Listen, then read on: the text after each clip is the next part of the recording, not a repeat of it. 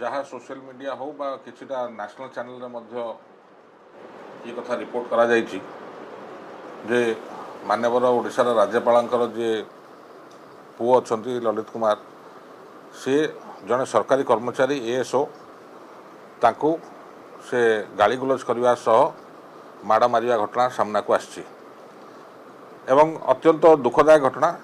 कि जड़े सरकारी कर्मचारी को राज्य जे सर्वोच्च पाह्यारे जे प्रथम नागरिक राज्यर राज्यपाल पुओ एभली आचरण कर गोटे सरकारी अफिसर को अत्यंत निंदनीय और दुखदायक। एटी कथा होची ओडिशार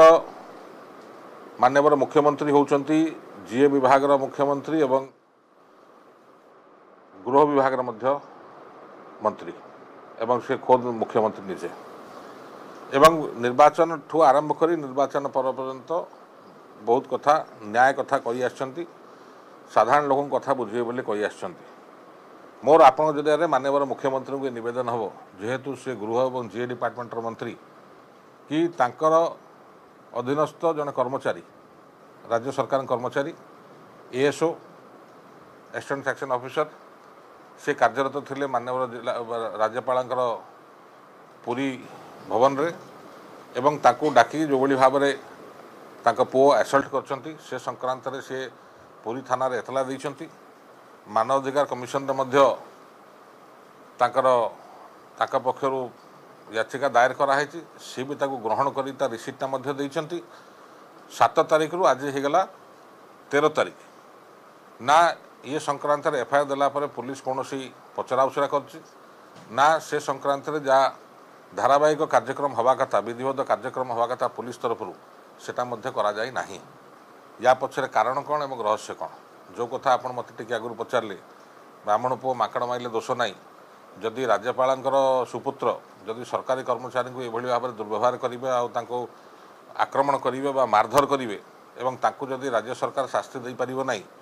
जो कथा कहुच्छी ओडिशार जनसाधारण को न्याय दिज्व एटा केदूर शाणित हम और केदूर या लोक विश्वास करेंगे सरकारी कर्मचारी सरकार को विश्वास करेंगे एक प्रश्नवाची। विभिन्न समय आम राजनीतिक दल मैंने आम कर्मकर्ता माने ब्लॉक स्तर तो हो कि तहसिल हो कि जिला स्तर में अनेक समय सरकारी ऑफिसर सांगे तेरीमेरी होता है किंतु दृष्टांतमूलक भाव में जेबे भी एभली घटना घटी चाहे जिलापाल हूँ चाहे एसपी हूँ तत्कालीन मुख्यमंत्री हूँ सबुबले विहित कार्यानुष्ठान ग्रहण करा किंतु अद्यावधि सरकार ये घटनावली उपर चुप कहीं एक सन्देह सृष्टि करुच्ची सरकार आचरण पर एक प्रश्नवाची सृष्टि करुच्ची। तेणुकर मुझे जरिए माननीय मुख्यमंत्री को निवेदन करी कि ये छोटिया कथा नुहे छोट कर्मचारी हो पारती किंतु कथाटे छोटिया नुहे तेणु ये जिनस को आखि आगे रखी कर्तृपक्ष पुरी एसपी को से हिसाब से निर्देश देवा दरकार डीजीपी ओडिशा निर्देश देवा दरकार ये विषय जहाँ कार्यानुष्ठान ग्रहण करा कथा ताकू ओडिशार जनसाधारण अपेक्षा करछंती कि कौन राज्य सरकार या पर विहित पदक्षेप नौछंती।